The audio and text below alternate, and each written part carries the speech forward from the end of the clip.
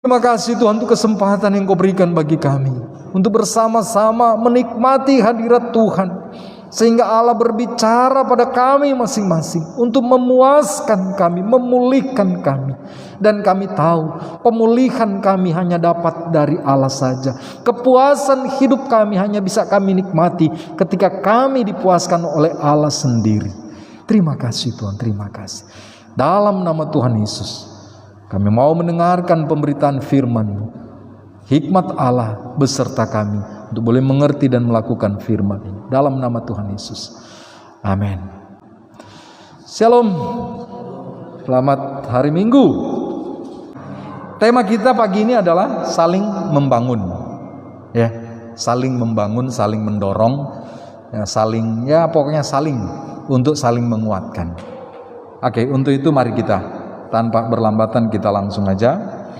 Prinsip membangun, ya, semakin tinggi, semakin besar, semakin mewah bangunan yang ingin kita bangun, maka apa? Semakin besar biaya tenaga yang diperlukan. Betul?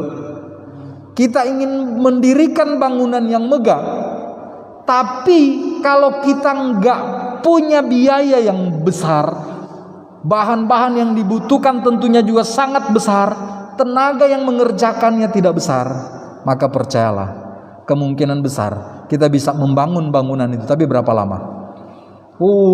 Lama banget ya, pasti akan sangat lama ya. Nah Bapak Saudara, bagi kita sendiri ketika melihat analogi ataupun perbandingan antara bangunan fisik dan bangunan diri kita, apa yang ingin kita capai?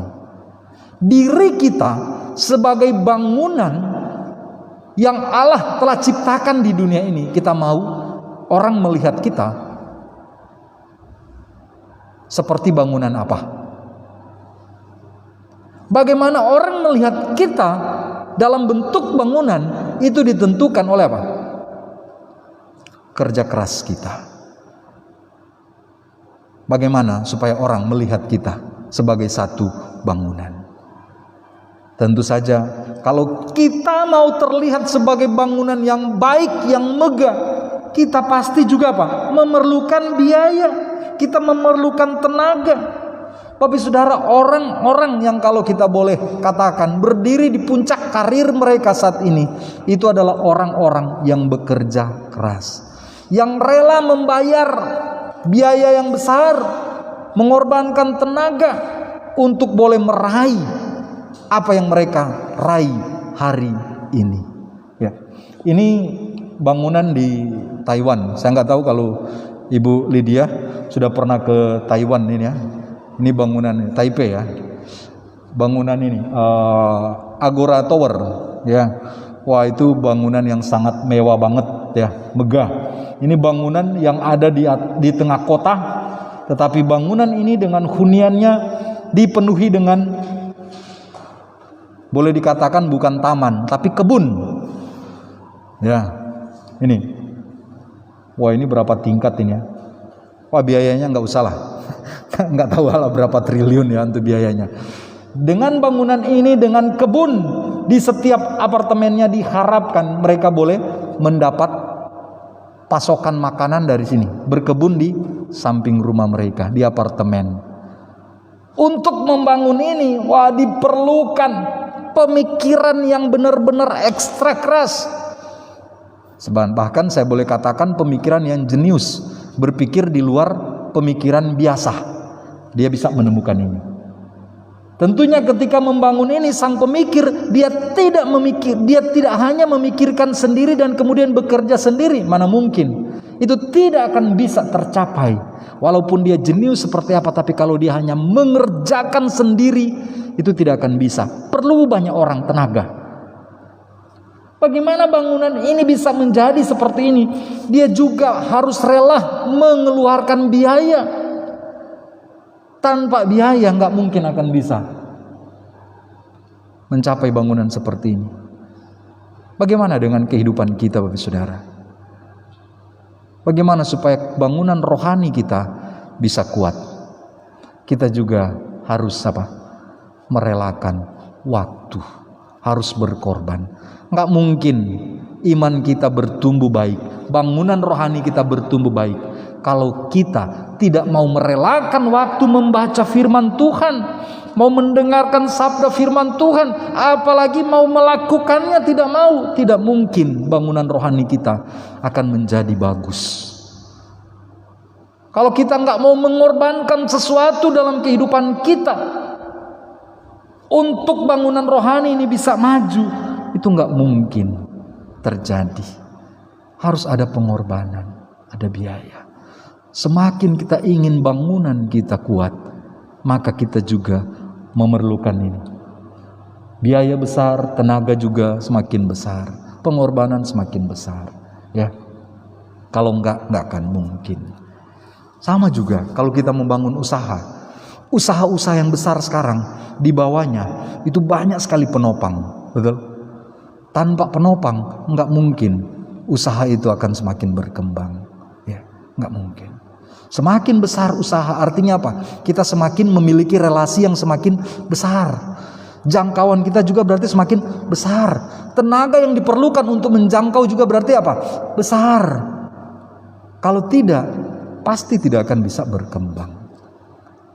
Makanya sama dengan kehidupan kerohanian kita. Tidak mungkin berkembang kalau kita nggak mau membangun, kita nggak mau mengeluarkan biaya, tenaga yang diperlukan, yang saya percaya itu pasti cukup besar. Nah, untuk itu kita perlu saling membangun. Maka firman Tuhan saling membangun. Kita nggak bisa sendirian, betul? Kalau kita lihat ini global, bola dunia, nih masih ada bagian-bagian puzzle yang hilang, betul? Yang bisa dipenuhi dengan siapa? Dengan tim. Hanya oleh kerja sama tim, maka bagian-bagian yang hilang itu bisa dipenuhi. Sama dengan kehidupan kita. Jangan berpikir karena kita sudah rajin ibadah, kita sudah sekolah teologi, semua bisa kita penuhi sendiri. No. Kita butuh orang lain untuk mengisi bagian-bagian yang kosong di dalam diri kita, sehingga bangunan kita boleh menjadi sempurna. Maka Paulus bilang tadi apa? Sempurnakanlah sukacitaku dengan ini. Kalau kita mau kesempurnaan, kita perlu saling membangun. Oke, itu prinsip membangun, ya.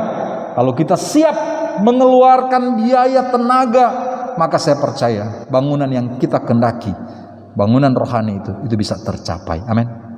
Yang penting kita mau, ada niat, ada tekad, itu pasti terwujud. Mari kita lihat hukum Kristus. Apa yang Kristus kehendaki?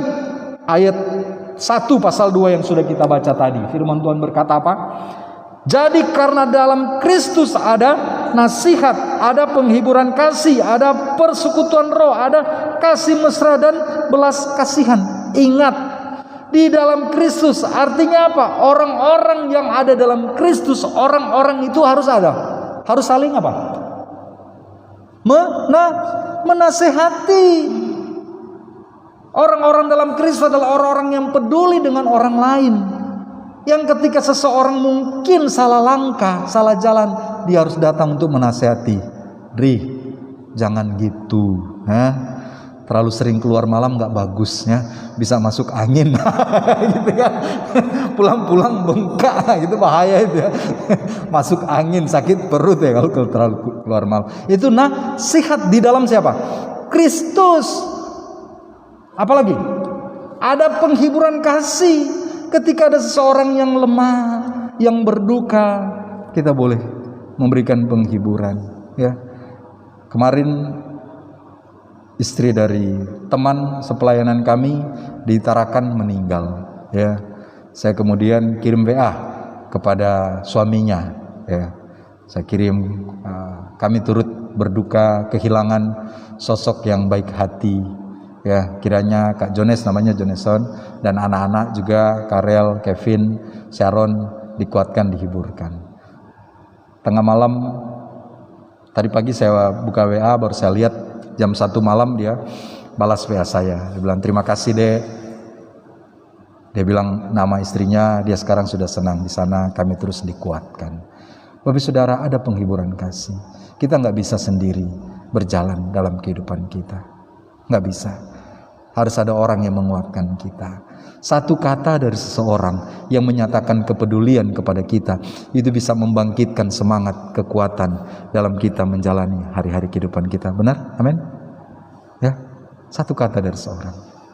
Itu dalam Kristus. Apalagi ada persekutuan roh. Di dalam Kristus kita tidak bisa berjalan seorang diri, harus bersekutu. Bersekutu itu apa? Menjadi sekutu. Ingat Perang Dunia Kedua terpecah, ada sekutu ya, blok barat, blok timur, apa semua itu sekutu. Sekutu untuk saling menolong satu dengan yang lain. Persekutuan. Melalui apa ya? Persekutuan seperti ini, ketika kita bertemu, sharing. Makanya hari Jumat saya atur acaranya itu sharing, persekutuan, bukan khotbah seperti ini. Kalau khotbah Bapak Ibu Saudara hanya mendengar saja. Betul. Tapi kalau sharing kita saling berbagi. Bukan saya yang bicara, tapi Bapak Ibu Saudara juga bicara, menyampaikan pengalaman. Dari pengalaman Bapak Ibu Saudara itu bisa menguatkan saya. Betul. Dan apa yang ada dalam hati pikiran kita yang mungkin selama ini terpendam, itu bisa dikeluarkan. Dikeluarkan di mana? Di tempat yang tepat. Kalau kita punya permasalahan, bersama-sama bersekutu dengan orang yang tidak tepat, ketika kita cerita, akibatnya apa? Itu akan tersiar ke sana kemari, menyebabkan apa? Tidak terjadi penyelesaian masalah, melainkan menambah masalah yang ada. Dalam sharing live kita bercerita, berbagi. Dan apa yang kita ceritakan, kita bagikan, kita sampaikan kepada Tuhan di dalam sharing itu. Bukan disampaikan kepada tetangga kita nanti. No. Itu yang saya harapkan, yang saya ingin bangun melalui sharing live. Setiap persoalan kita bisa cerita. Kita boleh saling berbagi. Rasa percaya. Pergumulan kita sampaikan. Untuk apa? Kita saling menopang, mendoakan di hadapan Tuhan. Itu tempat berbagi kita. Ya. Bapak Saudara, mengapa kemudian banyak orang semakin hari semakin lemah? Karena tidak ada penopang dalam hidupnya. Ya. Oke. Hukum Kristus. Jadi setiap orang yang ada dalam Kristus itu harus ada ini. Harus ada nasihat, harus rela. Jangan berpikir kita menasihati kita sok. Enggak. Kadang-kala orang pikir, kamu itu nasihatin saya kurang lebih aja, lihat aja dirimu. No. Kalau kita mau menasihati mereka, walaupun mungkin kita menghadapi masalah yang sama, syukur kita yang dinasehatin. Benar enggak? Saya dulu pernah ditegur. Saya nasihatin orang, ya. Baru mereka bilang, Felix ini nasihatin orang, lihat keluarganya, gitu ya, berantakan. Khotbah kemana-mana, tapi keluarganya nggak bener, ya. Gimana? Mau hati ini rasanya ciut, mau berhenti nasihatin. Tapi saya bersyukur, saya tahu itu Roh Kudus mengingatkan saya. Dalam hati langsung muncul satu suara bilang gini, Felix, keluargamu boleh hancur, keluargamu boleh berantakan, tapi kamu nggak mesti hancur, nggak mesti berantakan. Kamu harus kuat berdiri untuk membangun keluargamu. Sampaikan ini kepada orang-orang yang mengalami masalah yang sama. Oh puji Tuhan, dengan itu saya kuat berdiri. Maka saya nggak pernah malu, Bapak Saudara. Dalam khotbah, dalam kesempatan, saya mau ceritakan kesaksian bagaimana keluarga saya yang berantakan. Tapi saya bersyukur, di tengah keluarga yang berantakan, saya masih teguh berdiri.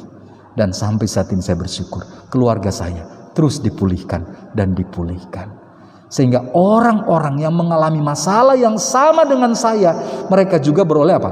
Kekuatan. Oh ternyata walaupun keluarga saya berantakan, walaupun mungkin keluarga saya mau hancur, tetapi ketika saya mau tetap berdiri percaya kepada Tuhan, maka Tuhan akan tetap menguatkan saya. Dan melalui hidup saya, Tuhan bisa pulihkan keluarga saya. Amin. Yang penting kita jangan ikut-ikutan hancur. Kalau keluarga kita berantakan, kita juga berantakan. Kita berdiam diri, melihat orang-orang di sekitar kita yang berantakan, kita nggak berani menasehati, nggak berani menghibur. Akibatnya apa? Bukan saja kita yang semakin terpuruk, tapi lingkungan kita semakin terpuruk. Akibatnya apa? Semua kita terpuruk dan tidak ada harapan lagi. Itu kesenangan daripada apa? Setan. Itu tipu daya dari siapa? Iblis.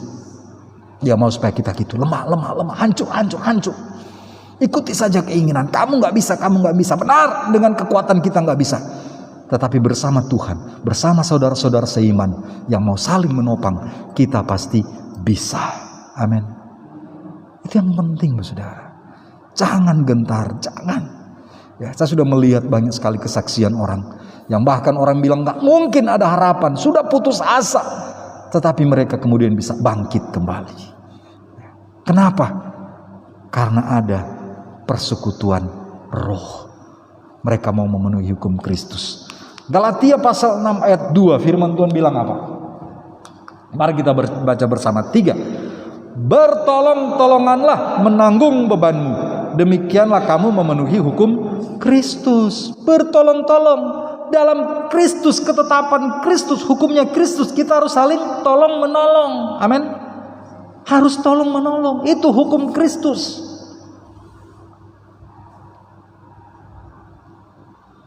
Tapi pertanyaannya, bagaimana kita mau menolong seseorang kalau orang itu sendiri nggak pernah kita tahu keberadaannya? Hah? Bagaimana kita mau tolong? Bagaimana kita mau tolong seorang kalau kita nggak menceritakan kebutuhan kita?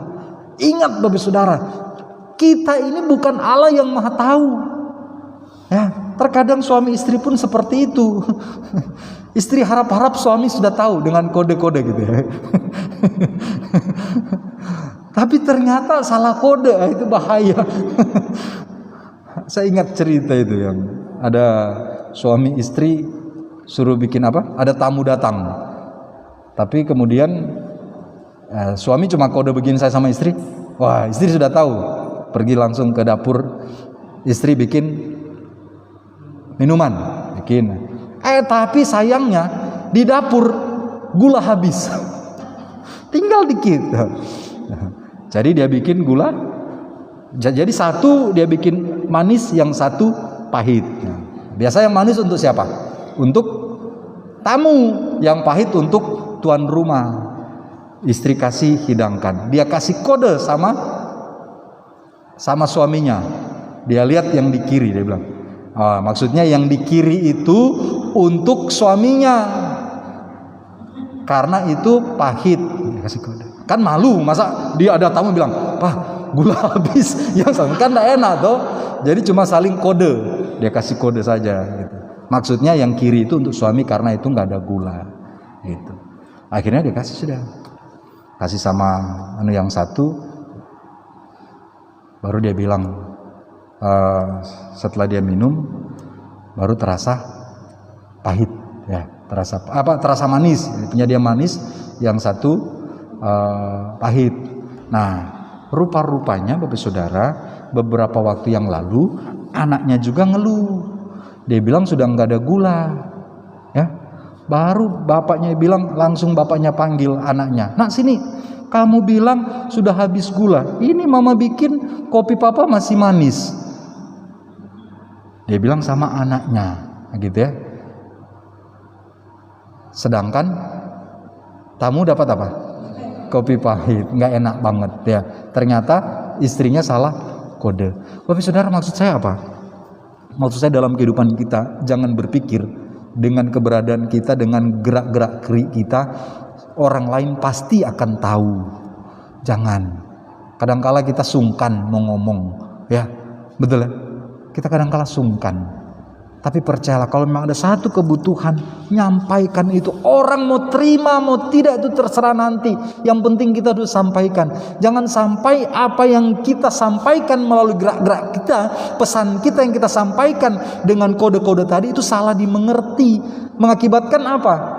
Ya itu tadi, kita mau yang baik ternyata dipahami dengan salah. Hanya karena apa? Kita nggak mau berterus terang. Ya. Makanya dibilang ini, bertolong-tolonganlah menanggung bebanmu. Kita ingin tolong seseorang, tapi kita nggak tahu bagian apa yang perlu kita kasih. Betul. Mungkin dia perlu untuk bahan bangunan, kita kasih pakaian. Bagaimana mau cocok? Dia butuh makanan, kita bawa pakaian. Nggak cocok. Ya. Bertolong-tolongannya artinya apa? Kita pun harus ada keterbukaan. Ya. Kita harus ada keterbukaan untuk memenuhi bagian ini. Oke, next ya. Membangun harus memiliki dasar yang benar dan kokoh. Tetapi tiap-tiap orang harus memperhatikan bagaimana ia harus membangun di atasnya. Karena tidak ada seorang pun yang dapat meletakkan dasar lain daripada dasar yang telah diletakkan, yaitu Yesus Kristus. Bangunan kita, ketika kita ingin saling membangun, kita harus punya dasar yang benar, yaitu apa? Yesus Kristus. Dasarnya apa? Tidak mencari kepentingan sendiri, puji-pujian yang sia-sia. Sebaliknya hendaklah dengan rendah hati seorang menganggap yang lain lebih utama daripada dirinya sendiri. Janganlah tiap-tiap orang hanya memperhatikan kepentingannya sendiri, tapi kepentingan orang lain juga. Bapak saudara, ini prinsip yang penting ketika kita mau saling membangun. Terkadang kita pikir kita sudah memperhatikan orang lain, tapi terkadang orang lain pikir, wah kenapa saya nggak dipedulikan, ya? Kenapa kebutuhan saya nggak dipenuhi? Saya ingat seorang pemimpin Amerika, Abraham Lincoln, dia bilang apa? Jangan kamu tanyakan kepada negara apa yang telah negara buat untuk kamu, tapi apa? Tanyakan pada dirimu apa yang telah kamu buat untuk negaramu. Apa yang sudah kita buat untuk orang lain? Terkadang kita pikir apa yang orang lain buat untuk saya. Kita selalu tuntut hak kita, tapi kita lupa kewajiban kita. Sangat disayangkan. Kalau kita ingin saling membangun, bangunan kita maju bersama, semakin hari semakin baik. Mari masing-masing kita saling memperhatikan. Tapi ingat, jangan lupa komunikasi. Ya, komunikasi itu penting. Salah satu yang menyebabkan bangunan pertama yang megah di dunia itu kacau balau. Kenapa? Karena komunikasinya rusak. Apa bangunan termegah pertama di dunia? Menara Babel, Tower Babel, gitu ya. Menara Babel yang megah itu hancur. Kenapa? Gagal pembangunannya. Kenapa? Karena komunikasinya rusak. Orang-orang bingung bahasa apa yang dia sampaikan. Yang satu bilang tolong ambilkan hammer, yang satu lemparkan sekop. Minta pasir, dikasihnya bata. Bagaimana mungkin? Komunikasi hancur. Itu dalam Alkitab yang memperlihatkan kepada kita, kalau komunikasi hancur, bahasa kita nggak saling mengerti, maka percayalah kita nggak akan bisa membangun sesuatu bersama-sama. Nggak bisa. Jadi mari sekali lagi saya berharap kita saling terbuka membangun rasa percaya, sehingga kita bisa saling membangun satu dengan yang lain. Kalau tanpa rasa kepercayaan, tanpa komunikasi yang baik, kita nggak akan mungkin. Ya, kita malu nanti kekurangan saya diketahui orang. Jangan malu, betul? Jangan malu. Oke. Yang terakhir, tujuan saling membangun untuk apa? Untuk apa kita repot-repot mengeluarkan biaya tenaga besar untuk membangun? Supaya dalam nama Yesus bertekuk lutut segala yang ada di langit dan yang ada di atas bumi dan yang ada di bawah bumi, dan segala lidah mengaku Yesus Kristus adalah Tuhan bagi kemuliaan Allah Bapa. Amin. Tujuan kita mau saling membangun, saling berbagi, saling menasihati dan lain sebagainya tadi, yaitu apa? Supaya nama Tuhan Yesus dipermuliakan. Kita berani berkorban demi siapa? Demi nama Yesus, bukan untuk kepentingan kita. Itu yang saya selalu sampaikan kepada rekan-rekan sepelayanan. Kalau kita mau melayani bersama, tujuan kita satu, Tuhan dimuliakan, bukan saya dimuliakan. Bukan kita diuntungkan, tetapi Tuhan dimuliakan. Itu juga harapan saya. Tujuan kami berada di Pekanbaru satu, Tuhan dipermuliakan. Maka visi kita, visi gereja kita adalah mengenal dan memperkenalkan Allah. Itu visi kita. Maka saya selalu bilang, bagi kita yang ingin bersama-sama belajar bagaimana mengenal Allah, mari bersama-sama. Yang ingin memperkenalkan Allah yang benar itu kepada orang lain, mari bersama-sama dengan kita. Kita maju bersama. Bukan supaya nama gereja Kemah Injil di tempat ini semakin besar. No. Bukan supaya kemudian nama gembalanya Felix kemudian dikenal banyak orang. Tidak. Tetapi supaya nama Tuhan kita Yesus Kristus diagungkan dan dimuliakan. Kita harus saling membangun satu dengan yang lain. Benar? bukan supaya kemudian kami semakin kaya. Tidak. Ada kadang-kala orang berpikir demikian, betul ya? Oh, gereja kita kasih persembahan, nanti kemudian gembalanya jadi kaya. Oh tidak. Kadang-kala seperti itu, ya. Makanya saya bersyukur sampai sekarang, ya, sampai sekarang kita memberi persembahan atas dasar apa? Tuntunan Tuhan dalam hidup kita. Persembahan kita yang paling utama apa? Hidup kita, ya. Sehingga saya sangat kecewa. Jangan sampai kemudian ada orang-orang tidak datang ibadah tapi kirim persembahan saja, ya. Tolong kirim persembahan, tidak usah datang, atau itu bahaya. Karena saya pernah ngalami di tempat pelayanan kami dulu gitu. Ada orang tidak datang, Pak titip persembahannya. Wah, ini bahaya nih. Orang bilang gini, nanti, tapi itu nggak benar sih, nggak benar. Mereka bilang gini, nanti katanya nanti di sorga persembahannya katanya masuk sorga, sedangkan dirinya enggak. Oh, itu sangat tidak benar. Itu tidak benar, ya. Tujuan kita supaya nama Tuhan dimuliakan, diagungkan. Amin. Ya. Jadi mari sekali lagi kita mau saling membangun, membentuk bangunan rohani kita, baik secara pribadi maupun bersama-sama, dengan satu tujuan, melalui hidup kita Tuhan dimuliakan. Kapan Tuhan datang? Nggak tahu. Kemarin ngobrol-ngobrol dengan Opung mengalami satu karunia Tuhan yang luar biasa. Sempat mimpi, kemudian diperlihatkan di surga itu ada beberapa tempat gitu, Opung, ya. Nah, ada tempat, tapi ada yang kosong, ya. Ada pintu-pintu yang di sana kita bisa nikmati sesuai dengan kepercayaan kita. Saya langsung teringat dengan kata Tuhan Yesus sebelum dia naik ke sorga. Di rumah Bapakku banyak tempat tinggal. Jika sudah siap, maka saya akan kembali untuk menjemput kalian. Tuhan sedang menyiapkan rumah kita dalam kekekalan. Tetapi sebelum kita sampai ke sana, kita harus mempersiapkan diri supaya kita bisa sampai pada kekekalan dengan segala kemuliaan dari Tuhan. Amin. Nah, kiranya Tuhan memberkati kita dalam menjalani hari-hari kehidupan kita. Tuhan Yesus memberkati.